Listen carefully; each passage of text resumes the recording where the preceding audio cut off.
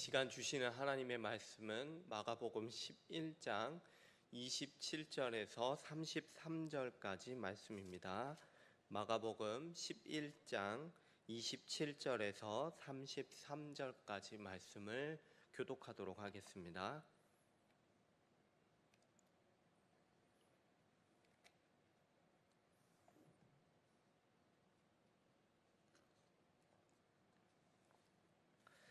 찾으셨으면 제가 먼저 27절 말씀을 읽도록 하겠습니다.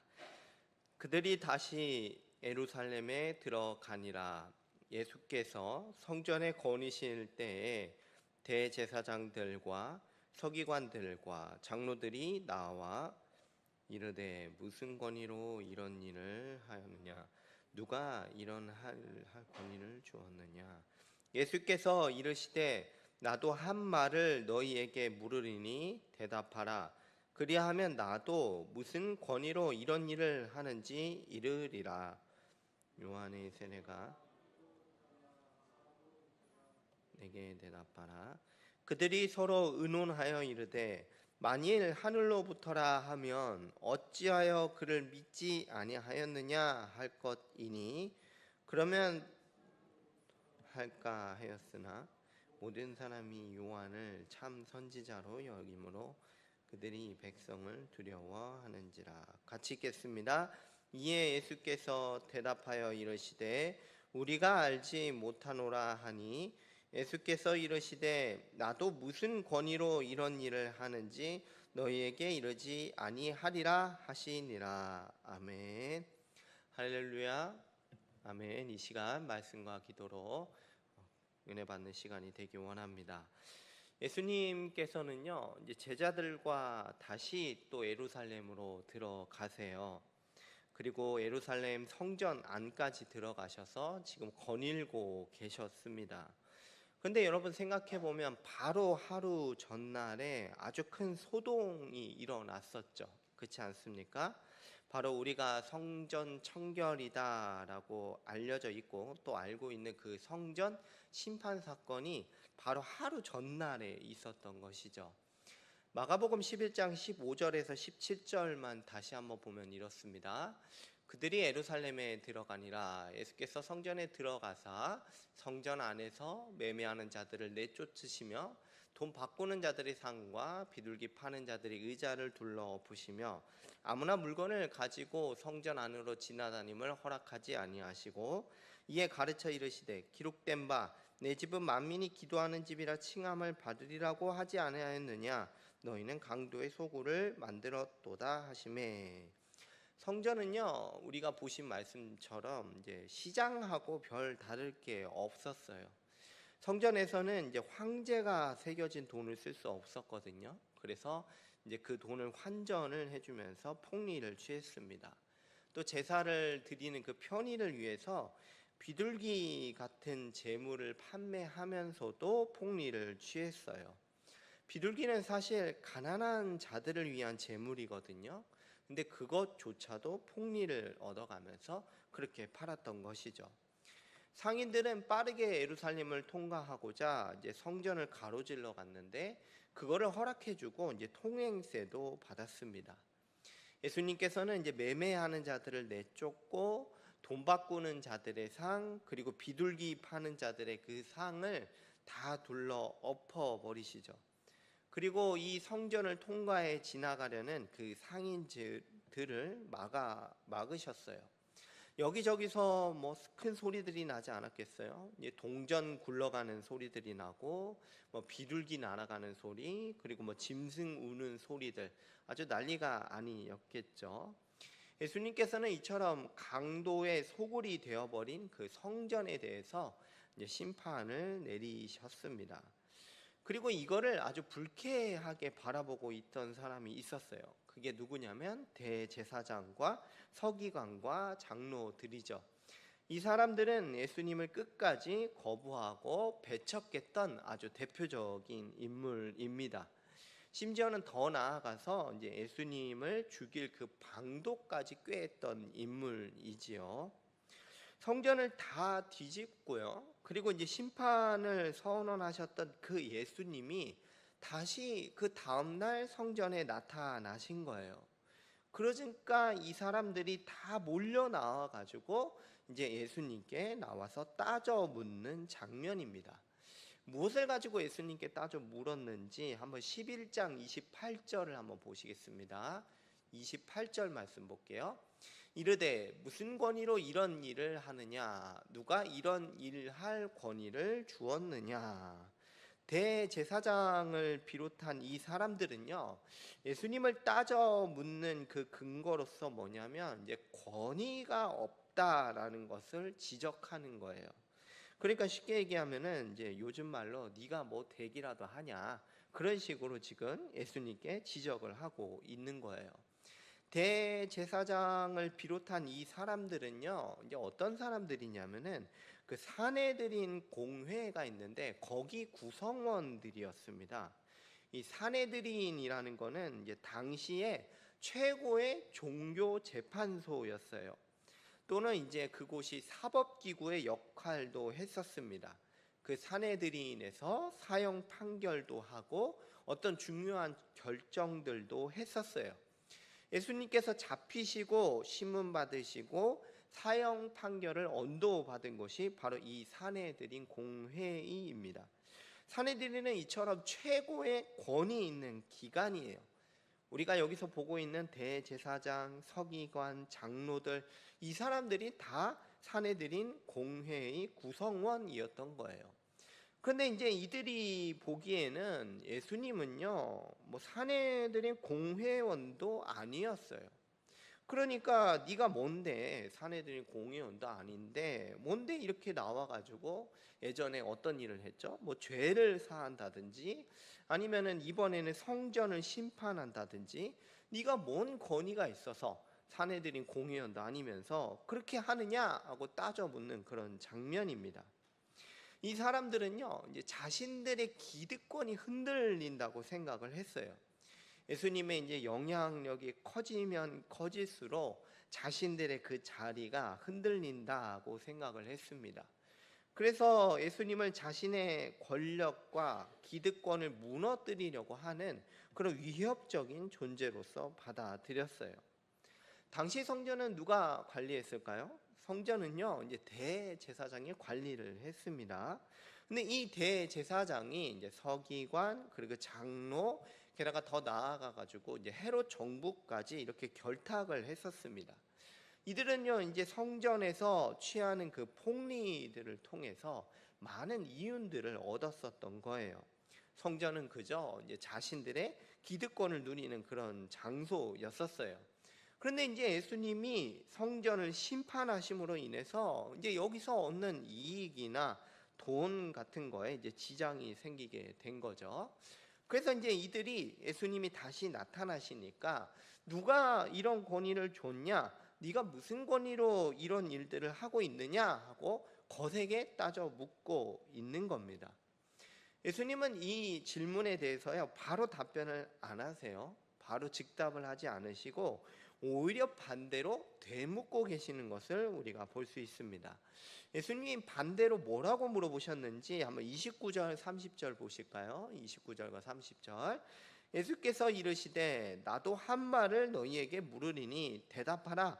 그리하면 나도 무슨 권위로 이런 일을 하는지 이르리라. 30절입니다. 요한의 세례가 하늘로부터냐 사람으로부터냐 내게 대답하라. 예수님께서는 대답하기에 앞서서 오히려 반대로 이들에게 역으로 질문하시는 거예요. 그게 뭐냐면 요한의 세례가 하늘로부터 온 것인지 아니면 사람으로부터 온 것인지를 대답하라라는 그런 질문입니다. 여러분 여기서 요한이 누굴까요? 네, 요한은 세례 요한을 말하는 거죠. 여러분 세례 요한은요, 지금 이거 대화하는 이 시기에는 이미 죽은 사람이에요. 그런데 예수님께서 왜 이미 죽어 있는 이 세례 요한에 대해서 언급을 하시고 질문을 하고 계실까요? 왜냐면요, 이 세례 요한을 인정하느냐 아니면 세례 요한을 인정하지 않느냐에 따라서 예수님의 그 권위와 직결되어 있기 때문입니다. 그래서 예수님께서 세례 요한에 대해서 반대로 물어보시는 거예요. 한번 세례 요한에 대해서 한번 좀 돌아가서 다시 한번 살펴볼까요? 이 세례 요한은요, 그냥 흔하디 흔한 그냥 작은 사람이 아닙니다. 여자가 낳은 가장 큰 자 중에 한 사람이었어요. 이 세례 요한은요, 이미 수백 년 전부터, 이제 예수님이 오시기 전, 세례 요한도 태어나기 수백 년 전에 이사야서하고 말라기서에서 이제 애고되었던 인물이에요. 이 세례 요한이 태어날 거다, 그거를 이미 예전에 예언이 다 되었었어요. 그리고 심지어는 이제 세례 요한이 태어나기 직전에 천사가 나타나서 그의 아버지한테 세례 요한이 출생할 거다, 이거를 예고까지 했었습니다. 그러니까 이 세례 요한부터가 이제 범상치 않은 인물이었어요. 그리고 이 세례 요한은요, 어떤 사명을 감당하게 되냐면은, 태어나서 주님의 길을 예비할 사람, 그 일로서 예고가 됐고 또 그 사명을 감당할 거예요. 그래서 세례 요한이 이제 광야에 머물면서 이제 공적인 사역을 시작하면서 뭐를 했냐면, 물로써 회개의 세례를 주기를 시작했던 겁니다. 그게 뭐냐면, 메시아가 오기 전에 백성을 이제 회개시키도록 하는 그런 회개의 세례를 베풀었던 거예요. 이제 곧 메시아가 오실 건데, 그 메시아를 영접할 수 있도록 하는 그런 예비하는 선구자 역할을 했던 거예요. 그러다 보니까 이제 세례 요한에 대해서 혹시 이 사람이 메시아인가? 이렇게 오해하는 그런 생각도 있었어요.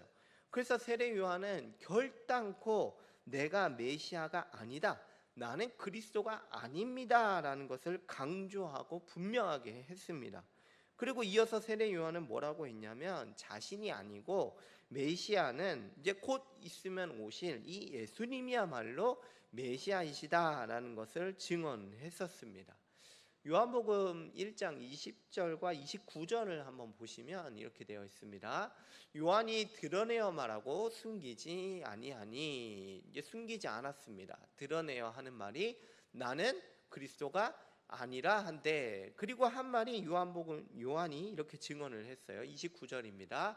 이튿날 요한이 예수께서 자기에게 나오심을 보고 이르되, 보라, 세상 죄를 지고 가는 하나님의 어린 양이로다. 그러니까 세례 요한은요, 자신이 메시아가 아니고 그리스도가 아니고 예수님이 메시아이시며 그리스도이십니다 라는 것을 증언했던 겁니다.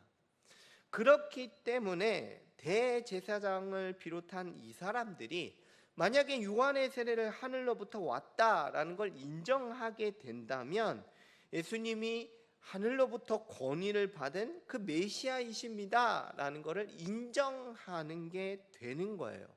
왜냐하면은 세례 요한이 예수님을 뭘로 증언했죠? 메시아이시라는 것을 증언했기 때문이에요.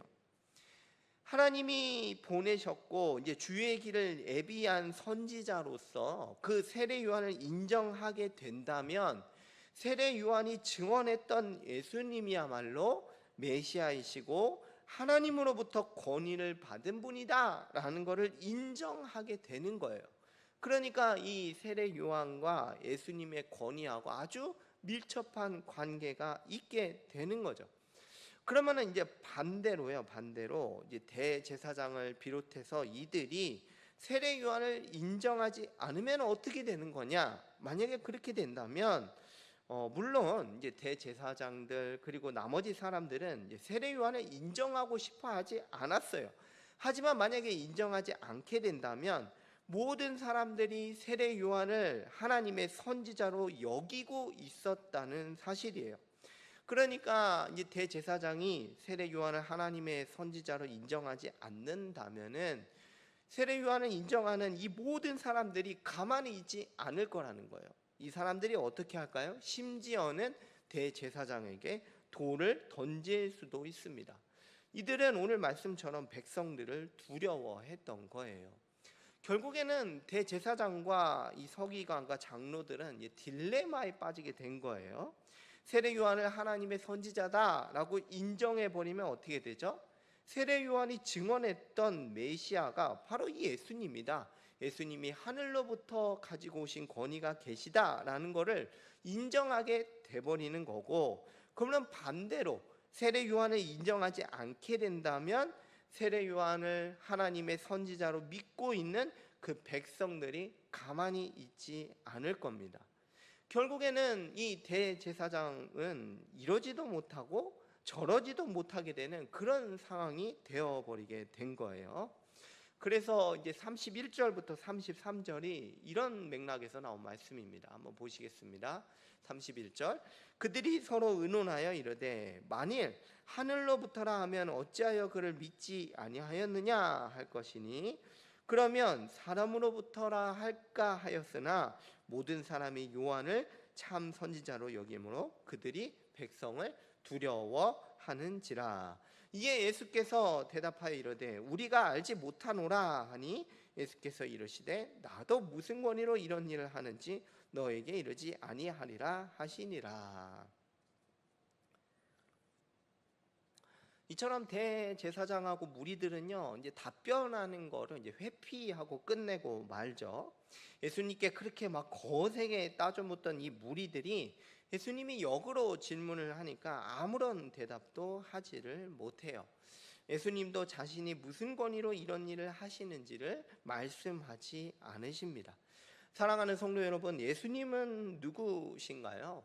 과연 예수님은 누구시길래 이 권세를 가지고 예루살렘 성전을 심판하시며 이들을 저주하실 수 있는 걸까요? 예수님은요 하나님께로부터 보냄받은 그 선지자 세례 요한이 증언을 해줬습니다. 다시 말하면 이 세례 요한이 예수님에 대해서 증언을 해줬어요. 예수님이 어떤 분이죠? 하나님의 아들이시며 참 하나님이시며 자기 백성을 구원하실 왕, 메시아, 즉 그리스도가 되신다는 거예요. 그렇기 때문에 예수님은 성전을 저주하실 수도 있고 심판하실 수도 있는 그런 권세가 있으신 분이신 겁니다. 마가복음 말씀은 1장 1절에서 이렇게 시작을 했었어요. 마가복음 1장 1절을 다시 한번 보실까요? 하나님의 아들 예수 그리스도의 복음의 시작이라. 예수님에 대해서 이렇게 선언을 하고 이어서 나오는 말씀이 2절부터 말씀입니다. 한번 보시겠습니다. 1장 2절, 선지자 이사야의 글에 보라, 내가 내 사자를 내 앞에 보내노니 그가 내 길을 준비하리라. 광야에 외치는 자의 소리가 있어 이르되 너희는 주의 길을 준비하라, 그의 오실 길을 곧게 하라. 기록된 것과 같이 세례 요한이 광야에 이르러 죄 사함을 받게 하는 회개의 세례를 전파하니. 그러니까 마가복음은 처음에 예수님을 하나님의 아들 그리스도 메시아로 소개를 했습니다.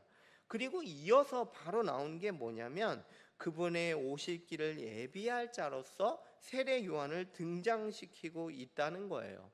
그러니까 뭐냐면 이 세례 요한이 예수님을 뭘로 증언했다는 거예요? 바로 메시아로, 그리스도로 증언을 했다는 겁니다. 그러니까 예수님이 메시아가 되시기 때문에 이분은 성전을 멸하게도 하실 수 있는 하나님으로부터 받은 권위를 받으신 분이시다. 이것이 증거가 되는 것입니다. 하나님으로부터 보냄을 받았던 이 선지자 세례 요한의 증언을 들어서라도 예수님이 하나님의 아들이시며 참 하나님이시며 그리스도의 권위를 가지셨다. 이것을 우리가 믿을 수 있는 거예요. 예수님께서는 이스라엘과 성전을 심판하고 계세요. 그럴 권위가 있으신가요? 여러분, 그럴 권위가 있으신가요? 물론이죠. 우리가 앞에서 계속 살펴봤어요. 대제사장들, 그리고 이 사람들은 예수님께 따져 물을 게 아니에요. 오히려 예수님을 믿지 않고 대적했던 거에 대해서 회개를 해야 되는 겁니다. 그렇다면 이제 예루살렘과 이스라엘과 성전을 심판하신 이 예수님께서 이 성전을 새롭게 하실 수 있을까요? 성전에 대해서 심판을 하셨어요. 그러면 이 성전을 새롭게 하실 수 있습니까? 그럴 만한 권위가 있습니까? 물론 있습니다. 예수님은 성전을 새롭게 하실 수 있어요. 어떻게 하셨죠? 이제는 자기 자신이 참된 성전이 되신다는 사실이에요. 요한복음 2장 19절 말씀을 다시 한번 보겠습니다. 예수께서 대답하여 이르시되 너희가 이 성전을 헐라 내가 사흘 동안에 일으키리라. 예루살렘 성전을 심판하신 예수님이 이제는 자신이 참된 성전이 된다라는 선언의 말씀이죠. 그러니까 예수님께서 이렇게 하실 권위가 있냐는 거예요. 그런 권위가 있습니까? 앞서서 다 말씀드렸습니다. 예수님은 그렇게 하실 권위가 있어요. 왜 그렇죠? 이분이야말로 세례 요한이 증언한 메시아이시요 하나님의 아들이시기 때문입니다. 그렇다면 이스라엘 그리고 성전을 심판하신 예수님께서 하나님의 참된 백성을 만드실 수 있냐는 질문이에요. 여러분 정말 그렇게 하실 수 있습니까? 여러분 이스라엘 백성을 하나님께서 예수 그리스도께서 이제 심판하시고 이제는 참된 하나님의 백성을 만드실 수 있냐는 거예요. 그럴 권세가 있으시냐는 거예요.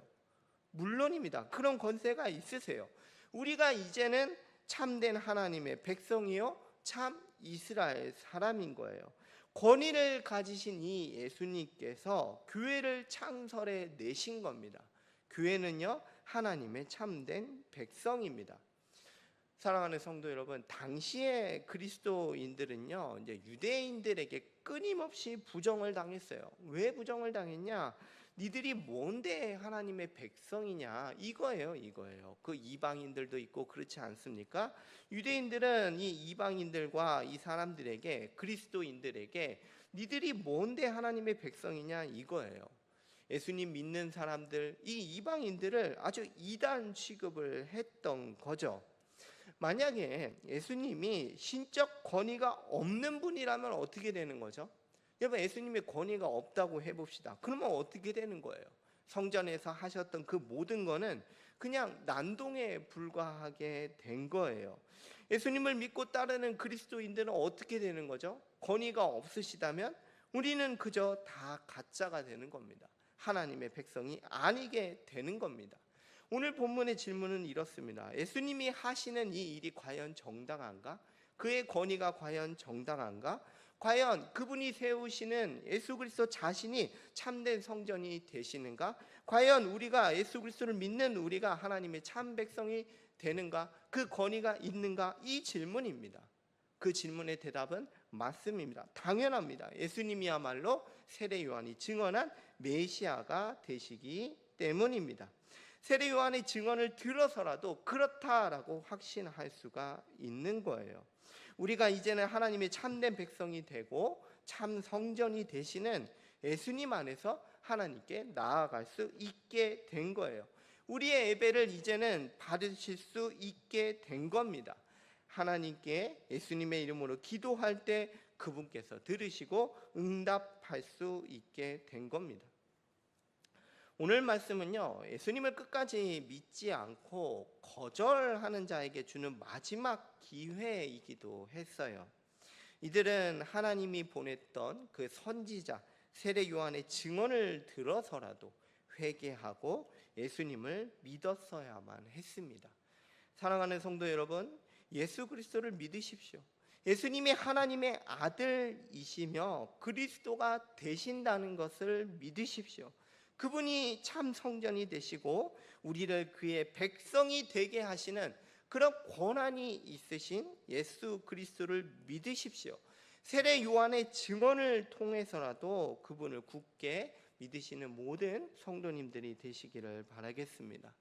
두 번째로는요 오늘 말씀을 생각하고 묵상하면서 예수님의 권위를 따르시기를 바랄게요. 예수님의 권위를 따른다는 게 뭐냐? 오늘 설교 제목이기도 하는데요. 예수님의 권위를 따르고 있는가? 이게 설교 제목입니다. 그의 권위를 따른다는 건 뭐냐면요. 그가 말씀하시는 가르침에 순종하는 것을 말하는 겁니다. 이 성경 말씀이 하나님의 말씀임을 믿고 가르침에 순종하는 거죠. 종교 지도자들이 예수님의 권위를 거부하고 출처를 따진 것처럼 우리도 주님의 말씀을 거부하지는 않습니까? 예수님의 말씀은요 권위가 있습니다. 그의 행동과 가르침은 하나님으로부터 나온 말씀입니다. 여러분 주님의 말씀을 믿고 그분의 권위 있는 이 말씀에 순종하십시오. 주님께서 나에게 하시는 그 말씀이 무엇입니까? 예수님이 그리스도이시다라는 것을 믿는다면 그가 하시는 이 행동들 하나하나, 그가 우리에게 가르쳐 주시는 그 가르침을 하나님의 권위로서 믿고 들어야 되는 것입니다. 성경에서 우리에게 말씀하는 것이 무엇이 있습니까? 그의 권위를 따르십시오. 그의 가르침을 따르십시오. 오늘 설교 제목은요, 이제 정당성이 있는가, 이렇게 이제 제목을 지으려고 했었어요. 답변은 뭐죠? 세례 요한의 증언을 들어서라도 예수 그리스도께서는 정당성이 있으십니다. 예수님은 하나님의 아들이시요 그리스도가 되세요. 그분께서 참된 성전을 세우시고 교회를 설립하셔서 우리를 하나님의 참 백성으로 삼으셨다는 사실이에요. 나는 예수님의 권위를 믿습니까? 이분이 하나님의 아들이시요 그리스도이심을 믿습니까? 나는 예수님의 권위를 따르고 있습니까? 예수님이 가르치시는 것, 이것을 듣고 순종하고 있습니까? 예수님을 그리스도로 믿고 그분의 권위 있는 가르침에 순종하는 사랑하는 모든 성도님들이 되시기를 주님의 이름으로 축복합니다.